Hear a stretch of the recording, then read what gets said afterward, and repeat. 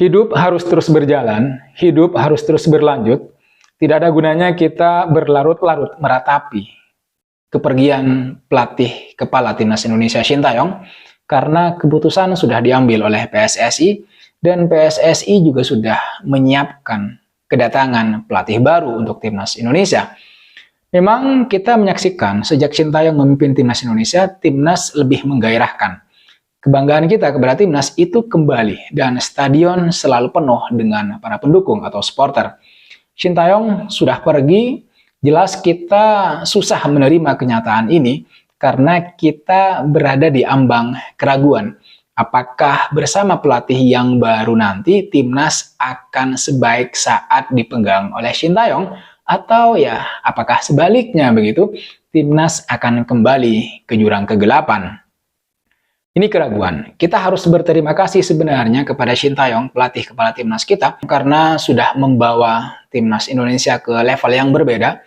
Timnas mulai disegani, dihormati oleh lawan-lawannya, baik itu di Asia Tenggara maupun di Asia. Sekali lagi, sulit memang, tapi kita harus melepaskan pelan-pelan, belajar menerima kenyataan, karena tidak ada ruang untuk bersedih, tidak ada ruang untuk meratap semakin dalam. Sebaliknya, kita tetap harus melihat ke depan dengan penuh optimisme bahwa masih ada harapan. Karena yang selanjutnya boleh jadi akan lebih baik. Jadi mari kita tetap satu tekad dan satu dukungan kepada Timnas Indonesia demi lolos Piala Dunia 2026. Sebelum saya membahas tentang pelatih selanjutnya, pelatih baru dari Timnas kita, Timnas Indonesia, saya ingin membuat ulasan sedikit pendek saja kenapa Shin Tae-yong dipecat. Selain 3 alasan yang menjadi dasar PSSI memecat Shin Tae-yong seperti yang disampaikan oleh Pak Erick Thohir yang juga sudah saya bahas di konten sebelumnya, mudah-mudahan analisis saya keliru teman-teman untuk di konten kali ini. Jadi selain masalah komunikasi, taktikal, dan Shin Tae-yong yang katanya gitu ya, belum menjalankan seluruh program PSSI, saya kira ada alasan lain kenapa Shin Tae-yong dipecat dari kursi pelatih Timnas Indonesia. Alasan itu adalah Shin Tae-yong adalah warisan PSSI sebelumnya. Ini pembacaan saya saja pribadi lah.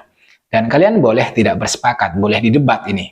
Tapi relasi kuasa selalu berkelindan di mana-mana. Dan saya kira begitu motif itu juga terdapat dalam pengambilan keputusan PSSI untuk memecat Shin Tae-yong dari kursi pelatih Timnas Indonesia. Jadi begini, kalau Shin Tae-yong mampu atau berhasil membawa Indonesia lolos ke putaran final Piala Dunia 2026, ini akan menjadi sejarah. Tapi jelas semua orang setidaknya akan melihat siapa sebenarnya yang pertama kali sudah berjasa membawa Shin Tae-yong ke sepak bola Indonesia. Tentu saja PSSI sebelumnya, karena PSSI sebelumnya yang menandatangani kontrak. Maka sebelum itu terjadi, agar warisan masuk Piala Dunia ini benar-benar dikantongin oleh PSSI yang sekarang begitu, maka pelatih hasil warisan birokrasi sebelumnya itu harus segera diganti, mumpung waktunya pas begitu, cocok.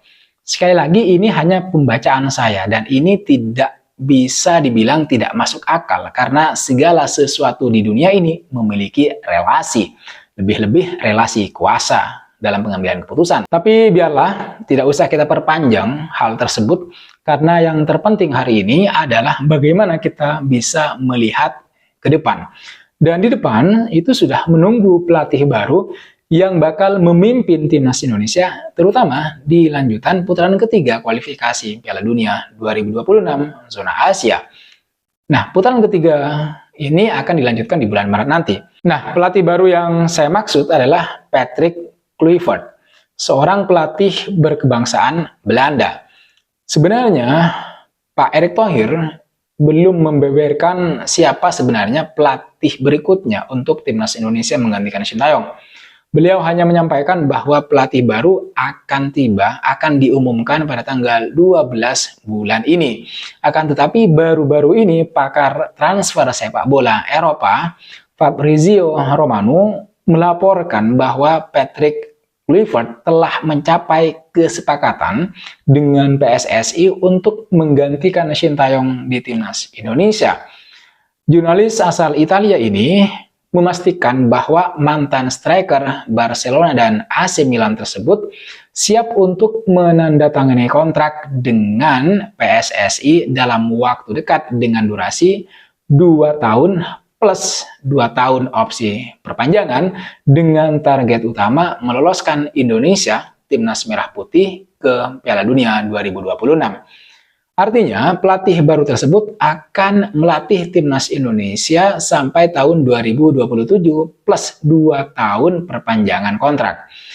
Patrick Kluivert ini merupakan pelatih asal Belanda yang saat ini berstatus tanpa tim setelah terakhir kali menjadi arsitek klub Turki, Adana Demirspor, pada Desember 2023 lalu. Pelatih berusia 48 tahun kelahiran Amsterdam ini memiliki UEFA Pro License dengan formasi andalannya yaitu 4-2-3-1.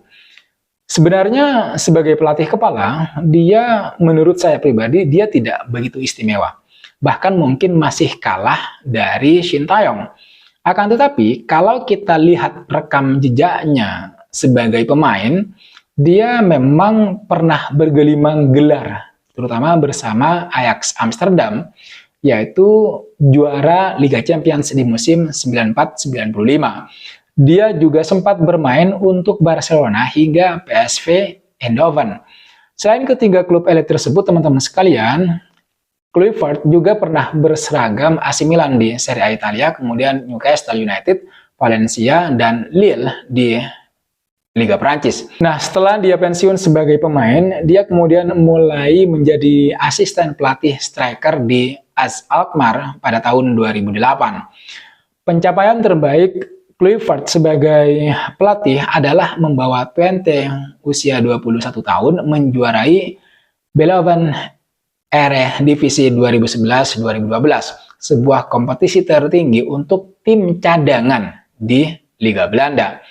Nah, selepas berkarir di Belanda, teman-teman sekalian, Kluivert ini kemudian mencoba peruntungan di Liga Australia sebagai asisten pelatih Brisbane Roar pada Januari 2010.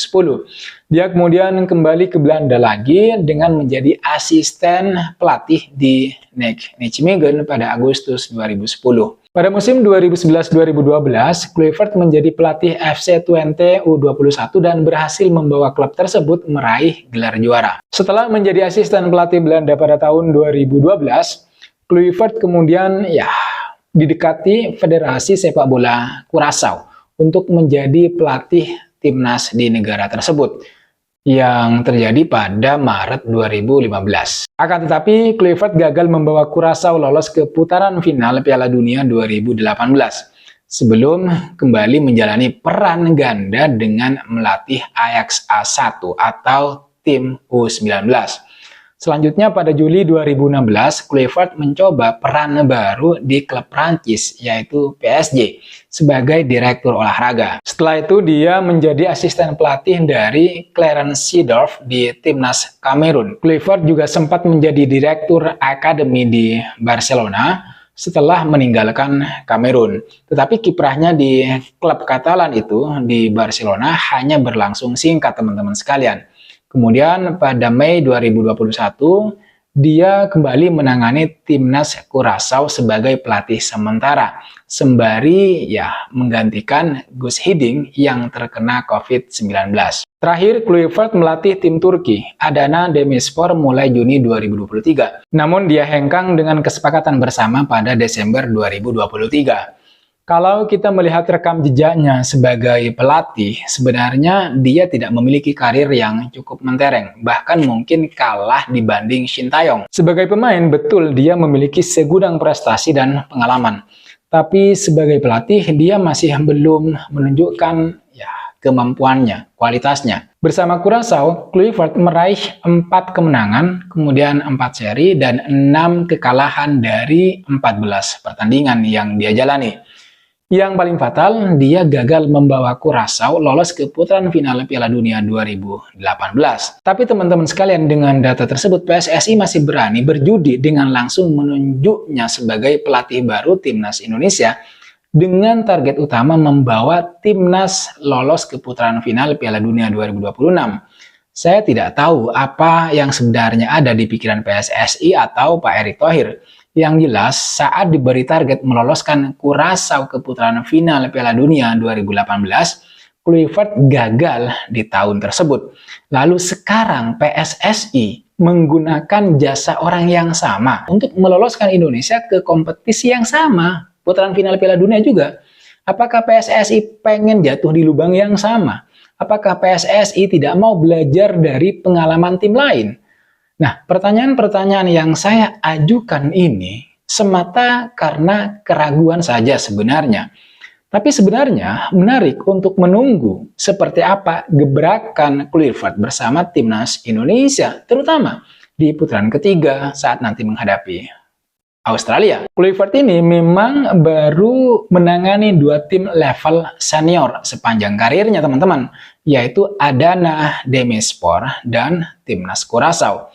Dari 2 tim tersebut, ada satu hal yang cukup jelas dari Patrick Kluivert, di mana seperti pelatih-pelatih Belanda pada umumnya, dia suka memainkan sepak bola menyerang dan atraktif dengan pakem formasinya 4-2-3-1. Walau bagaimanapun, kita tetap harus menunggu begitu teman-teman sekalian, seperti apa nanti performa Timnas Indonesia di bawah tangan dingin pelatih yang baru, Kluivert. Yang jelas, sangat kita harapkan, siapapun nanti pelatihnya, entah itu Kluivert atau yang lain, Timnas tetap harus mampu mengalahkan 3 lawannya di 4 laga tersisa di putaran ketiga kualifikasi jika pengen lolos langsung ke putaran final Piala Dunia 2026. Oke teman-teman sekalian, saya kira itu yang bisa saya bahas di video kali ini. Pastikan kalian stay tune terus di channel ini untuk mendapatkan atau memperoleh kabar terbaru dari Timnas Indonesia. Terima kasih sudah menonton video ini sampai selesai. Jangan lupa like, comment, dan subscribe. Nyalakan notifnya. I'll see you pada next video.